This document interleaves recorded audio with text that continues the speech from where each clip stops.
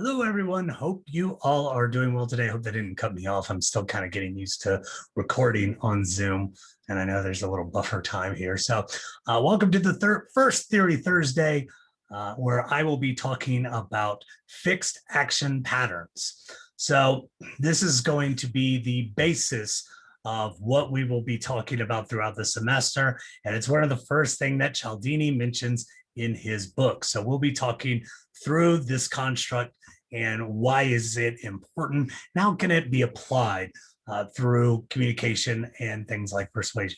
So let's start things off. First and foremost, before I even get into fixed action patterns, I want to get into what's called availability heuristics, which are a really cool phenomena. And it talks about how much are you really thinking at any given point in time? How much does your long-term memory really able to bring up things that you are supposed to remember? So for instance, my wife and I traveled up to Western New York, is where she's from originally. And we were talking about street names and places where we used to live. So her and I have lived in a bunch of different places before we moved back here to Boone. I went to school up here, so I've lived here. But one of the things that came up was street names, for instance. And for the life of me, I couldn't recall some of the street names that I grew up with. And it was baffling because I'm like, this is my hometown. I should remember this kind of thing. But then all of a sudden it clicked in my head. And it was against everything I knew when a person said to me, if you don't remember it now, you're never going to remember. Well, and that may be because you kind of brought things into not remembering it all, thinking you had, or it's been in just your short-term memory. Within your long-term memory, one of the things that will be pretty clear is that sometimes it just takes a while for you to get it in the forefront of your mind. Sometimes it's kind of hidden back there. And so availability heuristics kind of work as mental shortcuts to where we might not be thinking all the time here. And so if you really start to think about something for a long period of time, it's like being in a storage attic to where you only remember it if you try to access it. And some of those things can be so hard to dig up because it's in kind of a dusty box and whatever. And that's typically why you remember a stupid fact that nobody cared about at 3 o'clock in the morning, which is pretty much my IMDb when we're watching a movie. So the essence here within fixed action patterns is it's hard to be on listening and bringing things to memory 100% of the time. And it really catches people off guard. And this is where advertising can really make persuasive messages work, is when we're not thinking, when we're making mental shortcuts. And half the time when we're using these mental shortcuts, if a persuasive message goes through and we're not really paying attention to it, or we're paying attention to it, but we're not really comprehending a self-reflexivity of it. So like thinking internally, what does this mean to me? Or we're thinking about it critically. And so we take it as fact. So you'll probably see this all in terms of the ideology within fake news, where if somebody posts something on Twitter and there's some firm conviction about it, you might sit there and say, I believe it. Whereas if you did just a little bit of digging, you might start to see that maybe this fact isn't what you thought it was. But thinking is difficult. And this is the kind of thing where I typically, after I'm done with my job here, I want to take a break and kind of just shut my brain down. This is why when anybody asks, he's like, do you do a lot of reading for fun? To which I answer, no, not in particular, because I am reading things like student papers or journal articles all day long.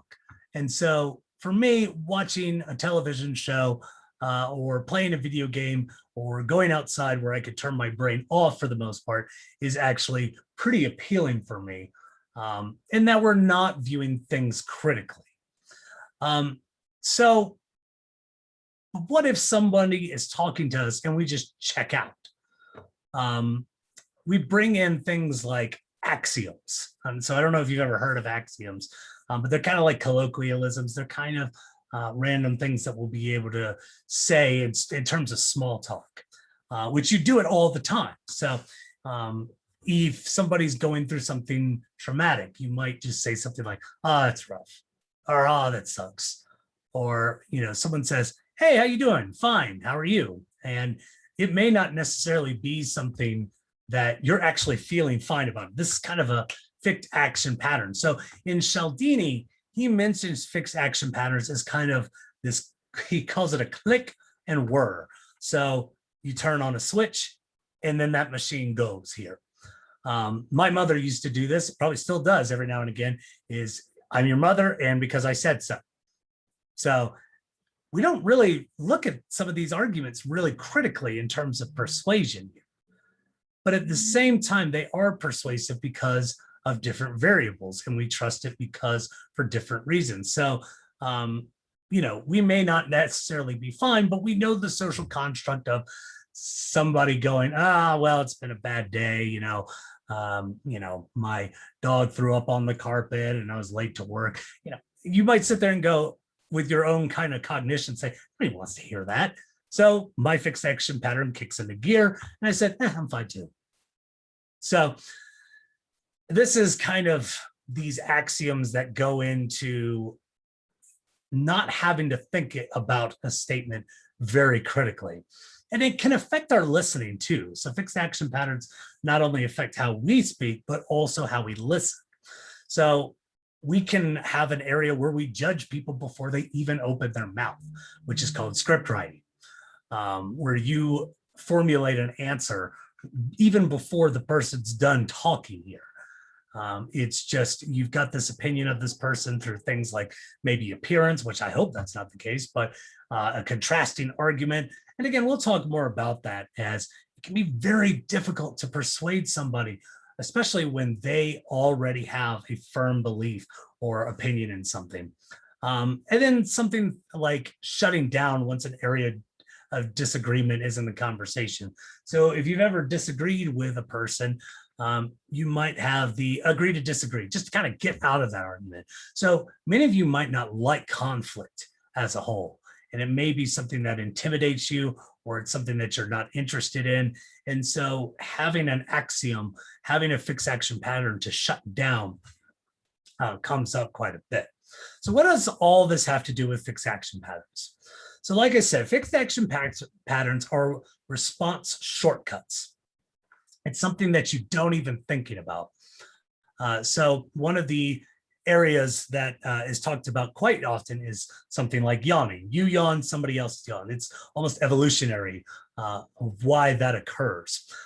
For me, at least, and especially, this was more of a pre-COVID thing than a post, not post. We're still very much in the pandemic, but in terms of more and more people are starting to wash their hands now. And that in and of itself is a mental shortcut. Somebody mentioning you should wash your hands. What do? You do it. Because why? Well, somebody in authority told me to do this. This is a good area of hygiene. And I mean, honestly, wash your damn hands. And come on. it's something that you will want to kind of come into play here. But even before COVID, you go into a restroom, and I always thought this was interesting. And I can only speak of what I've seen for a men's bathroom, is that somebody would walk in and they may use the restroom and then walk out without washing their hands. Again, wash your hands. But I would also see somebody who would wash their hands and then a person behind them, not if they were actually going to do it or not, still goes up and washes their hands. So there might be some like social expectation for why this person wants to do that. So some social pressure might come into play. Other things, much more trivial here, is if somebody's staring at something. So let's say you're walking down, going from one class to another, you're going from Peacock to Walker Hall, and you see like 3 people staring at something. It is almost in your brain to just fire off and say, you should look at whatever that is. That's a weird and harmless social experiment. Not on the road, obviously, but just in general. I've done that from time to time. And it is kind of a weird area of persuasion. It's like, why did I look at that? And it's like the more people, the more you are inclined to do so. There used to be a good stand-up comedian that would say something to the effect of, I would say a person's name, and even though you know that that person is not you, you still might turn your head around. Why? Why would you do that? And then the answer really does come to fixed action patterns. You hear a loud noise, and it's almost instinctively that you turn around regardless of what's said. So this kind of goes into neurological evolution here, almost kind of a form of natural selection, especially if somebody's saying, look out, that's kind of a good thing to be able to go into. But fixed action patterns can also be stemmed from kind of a nurture area. So you might notice things that you do that you don't even know that you do. I always like this in terms of manners. Persuasive elements within social construct of manners is always super interesting to me.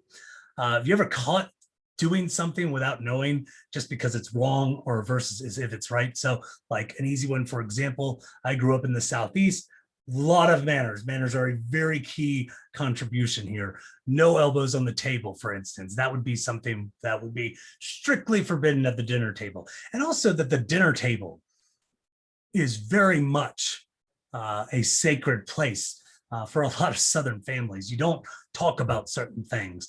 You don't use particular language. You don't, never mind. I'm not going to go there. I was going to say like putting elbows on the table or, standing up, anyway.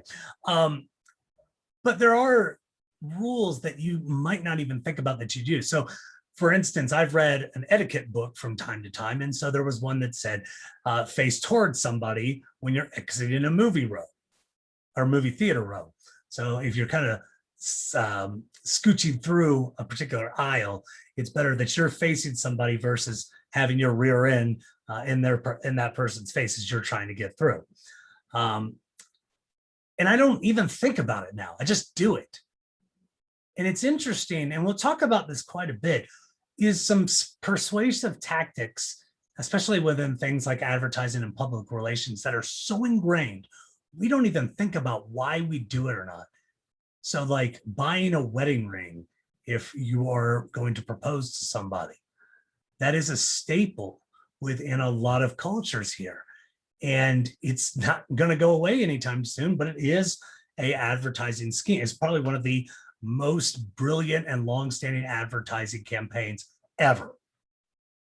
Because again, and we're ingrained to say, I'm not going to not give this person a ring to symbolize our marriage here.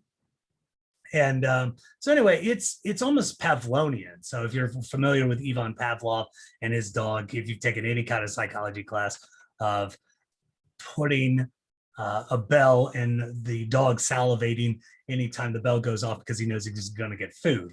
And so once he removes the food and just does the bell every now and again, the dog will still salivate because they respond to that noise. Same thing here. But again, you may do it and you don't even realize it. You may pick up on social cues. One of my favorite is actually a stand-up comedian that would talk about, he said he was lying in bed reading with his wife, and his wife said, I'm hot. And so he gets up, starts walking to the switch to turn on the fan, and he goes, whoa, I wasn't hot. I'm midway through this. Why did I do that?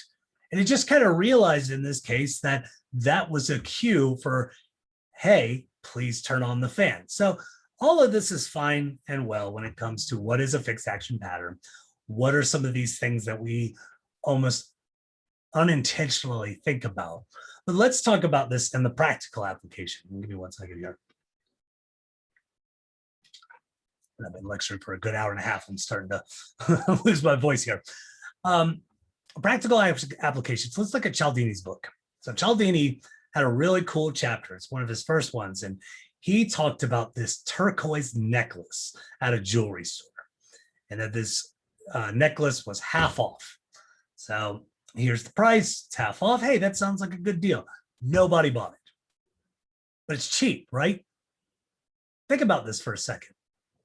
when you go on Amazon, for instance, and you look at things like product reviews, prices, do you automatically go for the one that's the least expensive? And some of you will answer, and I've had students in the past go, yeah, whatever's cheapest. I'm a college student. I don't have a whole lot of money. So yeah, whatever is going to be the most recently priced. And so certain things in that capacity might be a persuasive element to where I'm going to buy something cheap. However, you might also associate a lower price with lower quality versus you would see a similar item for maybe 10 or 20 bucks more, and then another similar for, 40, 50 bucks more. Which one do you pick? Where Cialdini would say, yeah, it varies from person to person, but the jewelry store actually made a mistake. This person was going out of town, I believe, and they said to the person, hey, can you put half off? And what they ended up writing was double the price of what it was worth. What happened? They flew off the shelf. So this turquoise jewelry just started flying off the shelf, which is really weird, right? It's more expensive. Why are people buying it versus when it's less expensive? And again, I like to kind of look at this in terms of something that has a lot of competition. So I did my homework in terms of having good earphones, having a good microphone over here. I don't think you'll be able to see it. But it's something that I want good headphones. I want ones that are going to have good reviews, that have good sound. They're mostly going to be blocking out sound from the outside. I like them bigger in this case because it says to the rest of my cohort, I'm working, damn it, and doesn't break the bank either. I don't want to pay $500. So, these are HyperX. They were very reasonably priced. I like a lot of HyperX equipment. So it'll be like a walking sponsor, not a sponsor. So we can talk more about that when we get into FCC restrictions or FTC restrictions. But I, put a lot of thought into these decisions, but what about products I know nothing about? So like wine, for instance, I know nothing about wine. Well, I shouldn't say nothing. I worked with a sommelier at one point, and he mentioned one or two things that kind of gave me some clue inside of how people purchase bottles and so forth. But for the most part, I know in terms of, the kind of sweet and dry versus red and white types of wine here. But for the most part, I don't know a whole lot. And so that's where we have to rely on what we know. And sometimes that's very little or remotely related. So we go with things what we do know. So we might sit there and say a fixed action pattern would say low cost equals cheap. I might go to a store at Harris Teeter and see a bottle of wine is $2. Well, that's too inexpensive. It probably tastes like crap. But I see also that's high cost. It's probably really good quality. But in my experience, and I've talked to several friends about this, maybe it's the kind of thing that I would sit there and go, I don't have the taste buds or the knowledge of wine to really appreciate what these people at the vineyards were trying to pull off when they made this really expensive bottle of wine versus a medium cost, good enough quality for me, won't break the bank. Admittedly, I have been known to go to Harris Teeter, for instance, if I were buying wine, and I would find the price that would be the biggest sale, the biggest markdown. So it just happens to be that this bottle of wine is $27, but it's marked half off. And, this normal bottle of 13 wine is now the same as a $27 bottle of wine here. So as a business, I might consider that when pricing retail when it comes to selling something I want to sell. So I may have lost some money here, but the fact that I sold more in this case makes a lot more sense. This is the same thing when it comes to produce, for instance. So I've worked in a grocery store for many years when I was in high school, undergrad, so forth. And one of the things that we would talk about is the kind of illusion of stock when you're stocking things on for something like produce. And one of my favorite examples, we're talking about if there's one head of cabbage that is sitting on a produce stand, you might not pick that up because you would sit there and go, what's wrong with it? It's probably gone bad. There's a reason that nobody picked it. And so that one head of cabbage will stay there the entire day if it doesn't get restocked. Whereas if you have 20 heads of cabbage, you might have a line of people that come up and pick up, and you might have 15 of the 20 that are being displayed be picked up by somebody. And so it's a weird thing to where people would say, there's a lot here, so there's a lot to choose from, therefore I'm going to pick one up. And it's a problem within produce. It's one of the reasons that we talk about things like food shortages as well as food waste, is because, people pick it up, and do you actually use your cabbage? I don't know. I don't even know if you buy cabbage. It's just the example we're using here. Point is, we as people rarely give 110% of our cognitive reverie here. And to kind of go through that point, I can notice it in terms of my YouTube statistics.